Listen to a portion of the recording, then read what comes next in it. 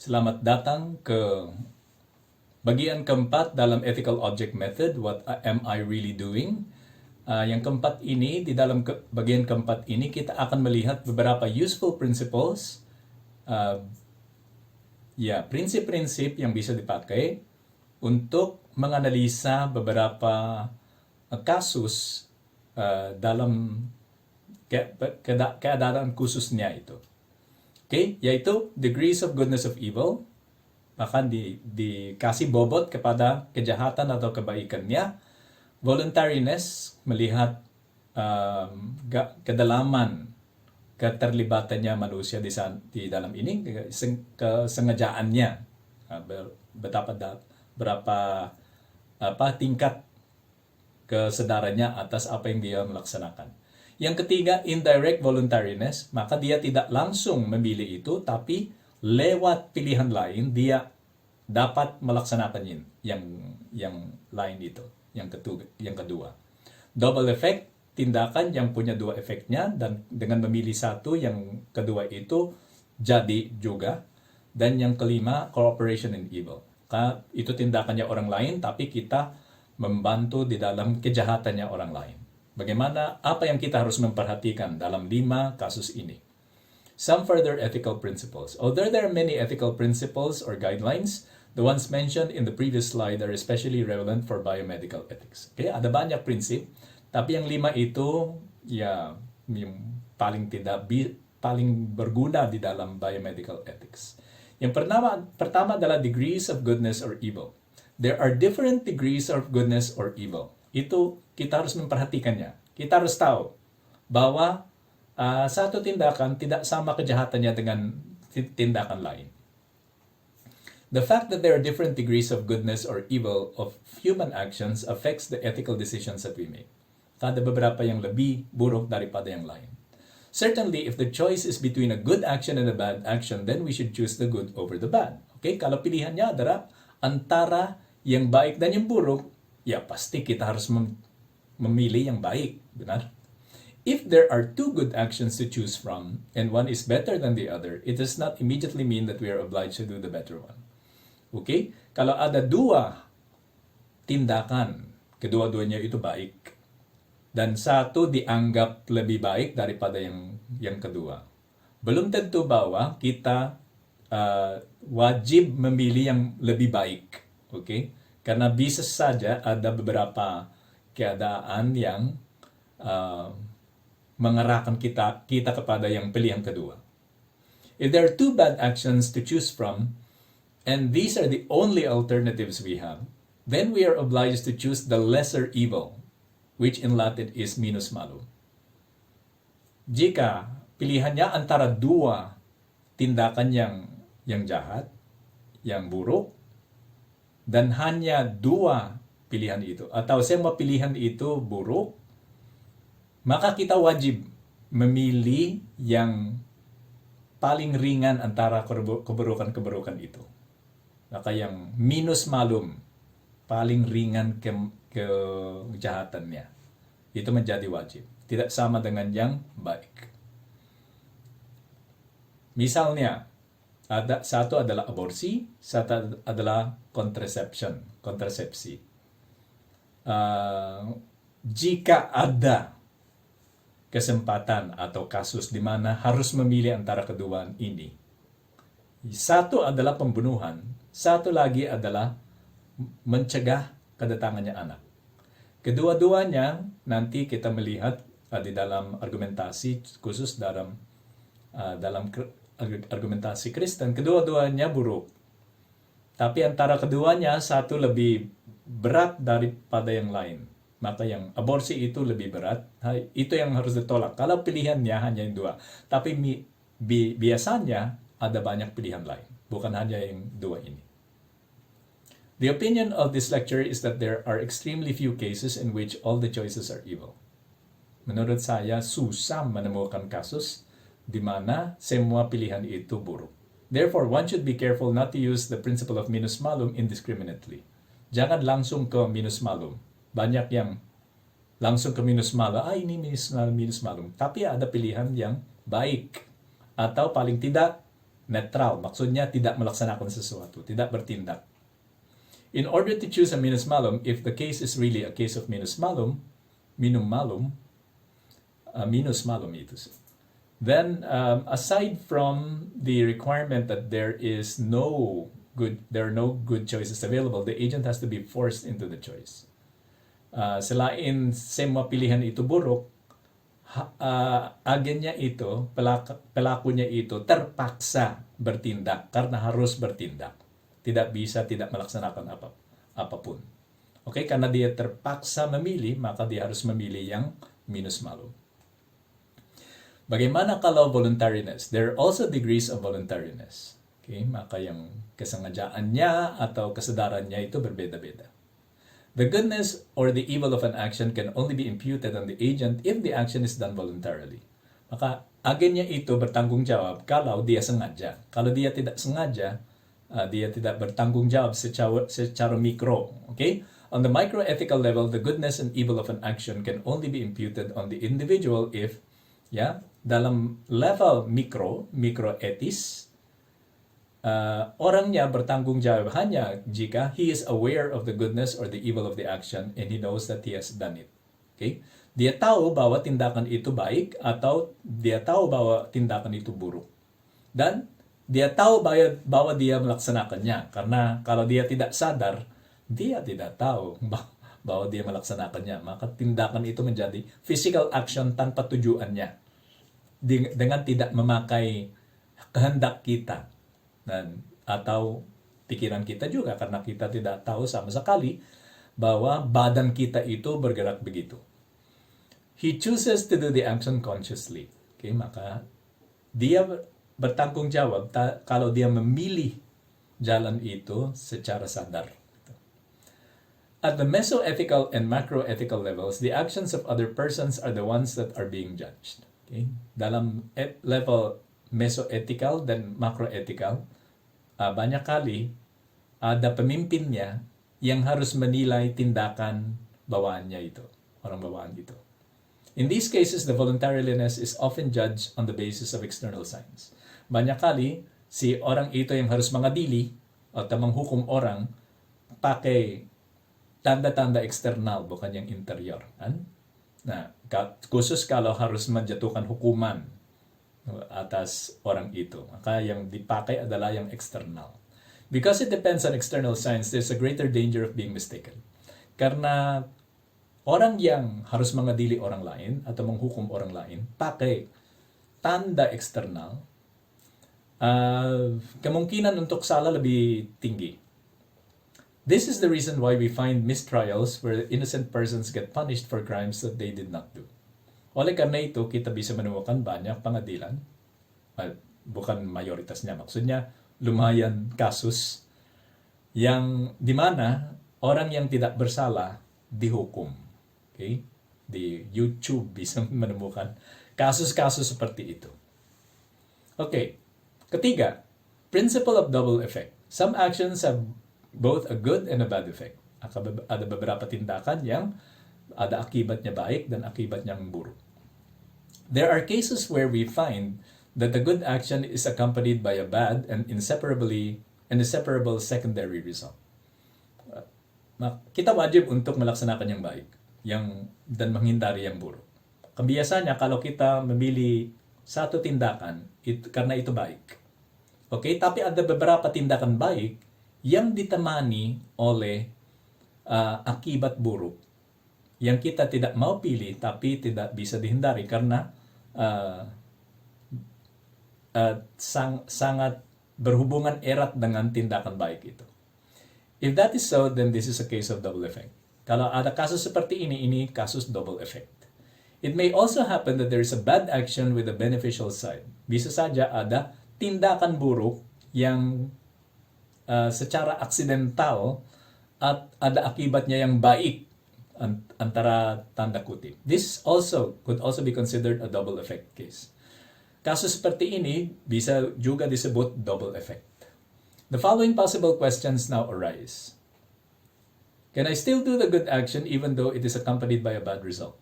Apakah saya bisa melaksanakan tindakan baik itu walaupun ditemani oleh tindakan buruk. Dan kedua, can I do the bad action in order to use the secondary beneficial effect? Apakah saya bisa melaksanakan tindakan buruk itu supaya saya bisa dapat akibat itu yang baik? The dilemma brought about by a case of double effect is traditionally resolved by observing the following principles, and this lecturer agrees with this view. Biasanya, peraturan-peraturan yang diikuti atau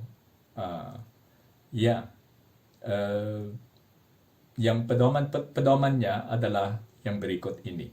Okay? Dan dosen ini setuju dengan itu. Yang pertama adalah, the principal action should be good. Tindakan utamanya harus baik. Kalau tindakannya buruk, tindakan utamanya buruk, tidak diperbolehkan. Maka yang pertanyaan keduanya tidak mungkin. Karena harus memilih sesuatu yang buruk, walaupun ada efek baik, tapi yang dipilih adalah yang utama, yaitu yang buruk. Second, the secondary effect is unavoidable. Kaya yang efek samping itu, yang buruk, yang menemani efek yang pilihan pertama itu, yang baik, tidak bisa disampingkan. Selalu terjadi kalau kita memilih yang utama, yang baik. Dan ketiga, the agent sincerely desires the principal action and not the secondary effect. Di dalam pilihan ini, si agen, si pelaku, harus memilih secara jelas yang utama, bukan yang kedua. Karena bisa saja, karena kita suka secondary effect-nya, efek kedua, akibat keduanya, maka kita melaksanakan yang baik itu dengan supaya kita bisa mencapai yang kedua. Kalau tujuannya seperti itu buruk. Karena yang diinginkan di dalam proses itu adalah yang buruk, bukan yang utama. If these guidelines are followed, then it is possible to choose to do a good action which is accompanied by a bad secondary effect, as long as the good action is the true choice. Okay? Jika semua syarat itu terpenuhi, maka tindakan baik yang ditemani oleh akibat buruk boleh dilaksanakan. Okay? Karena yang dipilih sungguh baik, bukan yang buruknya. On the other hand, if we consider what we have learned previously about finis operis and finis operantis, we ought to recall that we cannot do an action with a bad finis operis. Yung terjadi di dalam pertanyaan kedua itu tadi, finis operisnya yang buruk, bukan yang finis operantis. Maka kalau finis operisnya sudah buruk, tidak boleh dilaksanakan karena buruk. Walaupun kita menambah tujuan yang baik, tapi tujuan yang baik itu, yang tambahan, tidak bisa mengubah dasarnya yang buruk. Dasarnya yang sudah buruk. Likewise, we cannot choose to do an act that is primarily and essentially bad just in order to get a good side effect. Okay? Ito yung dijelaskan tadi. Maka double effect seperti ini, misalnya yang chemotherapy. Chemotherapy itu adalah pengobatan. Maka baik, kan? Tapi ada efek sampingnya, si janin itu kena chemoterapinya. Nah, ini double effect di mana yang tindakan utamanya baik, tapi yang buruk itu menemani tindakan itu. Tapi tetap, karena itu yang chemoterapi yang utama, ini tetap bisa disebut healing, pengobatan. Nah, bagaimana kalau death of fetus? Kita menggugurkan fetus supaya more energy for the mother, supaya ibu itu lebih berdaya dan punya nutrisi yang dia perlu untuk melawan kankernya. Tapi di dalam kasus ini, tindakan utama adalah pembunuhan. Abortion. Okay? Maka kalau abortion itu memang pembunuhan, semanya itu jadi buruk. Tidak boleh dilaksanakan. Bagaimana kalau prinsip indirect voluntariness? Responsibility over effects whose causes we have chosen. Apa maksudnya? Kita tidak mencari langsung efeknya yang terjadi di momen terakhirnya. Tapi kita menginginkan sebabnya. Itu seperti yang double effect, kan? Kita memilih tindakan baik, melaksanakan tindakan baik, tapi sebetulnya yang kita mau terjadi adalah yang efek samping buruk. Okay? Misalnya, seorang dokter yang memang untuk memeriksa pasien, dia kadang kita harus minta dia telanjang, kan? Nah, itu biasa bagi seorang dokter. Tapi kalau dia minta pasien itu telanjang supaya dia mau melihat, kan? Karena dia menikmati dengan melihat, maka itu jadi buruk. Karena indirect, saya mau minta yang dia melepaskan semua bajunya supaya saya bisa melihat yang efeknya itu. Maka itu indirect voluntary. Atau kalau kita memilih menjadi mabuk, waktu kita mabuk, tidak terlalu sadar atas apa yang kita melaksanakan. Nah, kalau dikurangi kesadaran yang seperti yang kita mengatakan dulu, kita tidak terlalu bertanggung jawab atas tindakan itu. Tapi, kalau kita tahu bahwa waktu kita mabuk, kita selalu melaksanakan yang buruk-buruk itu, dengan memilih kemabukan itu, kita sudah bertanggung jawab atas efek buruk. Apapun yang kita melaksanakan waktu kita mabuk, itu kita bertanggung jawab atas itu, walaupun kita tidak sadar pada waktu itu. Karena kita sudah memilihnya waktu kita memilih meminum alcohol. Even though it looks very similar to the case of double effect, indirect voluntariness is different. In the case of double effect, the evil action accompanies the good action. In the case of indirect voluntariness, the evil event is an effect caused by the main action done. Maka, yang di dalam double effect, yang buruk itu menemani. Tapi, di dalam indirect voluntary, efek buruknya adalah disebabkan. Itu terjadi setelah kausa yang kita pilih. Maka mirip tapi beda urutannya. The main action itself may be good and neutral or a lesser evil. Tapi yang terakhirnya itu walaupun kita tidak sadar terjadi justru karena kita memilih sebabnya. Okay? The main principle to be taken into account here is that we are responsible for any foreseen later consequences of our present action, even though at that later time, we may not be conscious of the bad effect that has been caused. Okay? Kita selalu bertanggung jawab atas efek buruk yang bisa dibayangkan sebelum sebelum itu terjadi. Nah, karena kita melihat bahwa itu sebab efeknya. Dengan memilih sebabnya, kita bertanggung jawab atas efeknya. Walaupun ketika efek itu terjadi, kita tidak sadar. Okay? The classic example here is drinking alcoholic beverages in excess.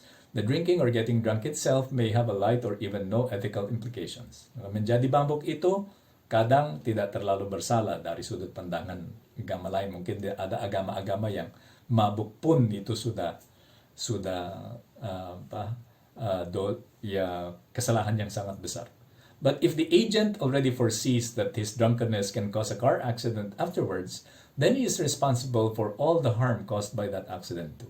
Kalau dia melihat bahwa kalau dia mabuk, bisa ada kecelakaan. Maka dia tidak hanya bertanggung jawab atas kemabukannya, melainkan juga bertanggung jawab atas kecelakaan yang terjadi setelah dia mabuk. The same principle can be used for therapeutic abortion. If a donor knows that in a lying-in clinic primarily promotes and offers abortions, then the donor to that clinic is responsible for the abortions done there. Kalau pendonor kasih uang kepada klinik di mana aborsi itu dilaksanakan, kalau dia tahu, maka itu bukan soal karena saya hanya memberi uang, tapi kamu tahu bahwa ada aborsi di sana dan mendukung aborsi itu dengan kasih uang kepada rumah sakitnya. Itu indirect voluntariness. Volitum in causa yung Latinnya. The Latin equivalent of the English is indirectly voluntary, volitum in causa, willed in the cause. Dipilih dalam sebabnya, dalam kausanya. Dan yung terakhir, cooperation evil. helping another person to do an evil act. Itu bukan tindakan kita langsung, tapi tindakannya orang lain. Hanya kita membantu dia. Like the example given about the donor in the lying-in clinic, there are quite a number of situations where the person himself may not be doing the evil act, but he is or has assisted another person in the other person's evil action. Seperti yang contohnya tentang lying-in clinic di mana mereka melaksanakan aborsi, ada beberapa situasi di mana seorang diminta membantu orang lain atau memilih membantu orang lain. Nah, etikanya bagaimana? The fact that we do not do the evil action itself, but only help in the process, does not exonerate us from the ethical consequences of that action. Yang realitas itu bahwa kita hanya membantu, tidak menghilangkan tanggung jawab kita atas tindakan itu. Aku hanya membantu. Ya, dengan membantu itu kamu bertanggung jawab. Ya.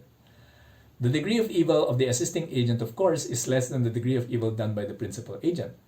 Tentu saja bahwa yang membantu, keberatan tindakannya itu, kejahatannya lebih ringan daripada yang si pelaku utama. Tergantung juga bagaimana apa itu bantuan yang dia kasih kepada orang itu. The degree of evil also depends on how important the assistance was to the evil action of the principal agent. Kita tahu bahwa ada tindakan jahat dan kita tahu 100% bahwa tanpa bantuan kita, orang itu tidak bisa melaksanakan kejahatannya. Kita bertanggung jawab, lebih bertanggung jawab, karena kalau bantuan kita itu mutlak atau harus ada supaya dia bisa melaksanakan kejahatannya, karena kita bisa menghindari kejahatannya dengan tidak membantu. Benar. There are two ways in which we can cooperate in evil action of another person. Ada dua cara bagaimana kita bisa membantu di dalam tindakan buruknya seorang. Yang pertama adalah formally, which means that we actively choose to help, knowing full well the evil of what is being done. Yang formal itu maksudnya kita memilih. Kita tahu kita memilih, tetap memilih. Maka kita berpartisipasi hampir sepenuhnya 100% dalam kejahatan yang dilaksanakan. Ada juga materially, we did not really want to help but was forced to do so and was completely oblivious that we had facilitated the evil action of the other. Kita terpaksa, misalnya perawat itu yang terpaksa karena kalau dia tidak membantu di dalam aborsi itu, pasien itu bisa meninggal. Oke? Misalnya kalau dia terpaksa membantu, karena kalau dia tidak membantu, pasien itu bisa meninggal. Oke? Kalau dia terpaksa, bantuannya itu material, bukan formal. Oke? Dan kadang kita bisa membantu secara material dan bukan secara formal kalau kita terpaksa oleh keadaan yang ada. As you might already have concluded, formal cooperation in evil action of another is completely unethical. Yang tidak etis adalah membantu secara formal dalam tindakan buruknya orang lain. Cooperation in evil. On the other hand, there may be some situations in which a person is forced to materially cooperate in an evil action, and this might not be imputed on her because there was unwillingness on her part. Maka dia tidak dianggap bertanggung jawab karena dia terpaksa untuk melaksanakan itu. That could have been the case of Mary above. Yang perawatnya si Mary yang terpaksa untuk membantu di dalam aborsi. If she needs her job because she has children to support and educate, then she could probably assist in a procedure materially. Okay? Kalau dia perlu gajinya untuk anak-anaknya, dia bisa membantu secara material. Tidak boleh secara formal menyetujuinya. Apa yang material? Dia handing the instruments or making sure that the things are sterile so as not to cause infection. Okay? Dia yang kasih menyampaikan alat-alatnya kepada si dokter dan membersihkan semuanya supaya pasien tidak terinfeksi. Tapi selain itu, dia tidak akan bantu. What she cannot do is to suction out the baby herself, since that would no longer be just a material cooperation. Kalau dia diminta mengeluarkan janin itu sendiri, dia harus menolak. Itu dia tidak bisa melaksanakan. Itu sudah bukan material menjadi formal, karena itu tindakan sendiri, tidak membantu itu melaksanakan aborsi sendiri. That's why the solution would be different if a doctor was the one being forced to do the abortions. Maka situasinya itu berbeda kalau dokter yang agent niya. Benar? Karena si dokter terpaksa melaksanakan aborsinya. Si perawat hanya membantu. Tapi si dokter, kalau dia yung dokter satu-satunya yang ada di sana, dialah yang harus melaksanakan aborsinya. In that case, at least according to this lecture, the doctor would probably have to refuse and find another clinic to work in. Kalau itu yung kasus niya dan agent niya adalah si dokter, maka si dokter itu harus menolak dan mencari pekerjaan di tempat lain. End of this lesson. See you in the next one. Okay, ini yang terakhir, bagian keempat dalam pertemuan kedua. Silakan menjawab quiznya dan sampai ketemu lagi.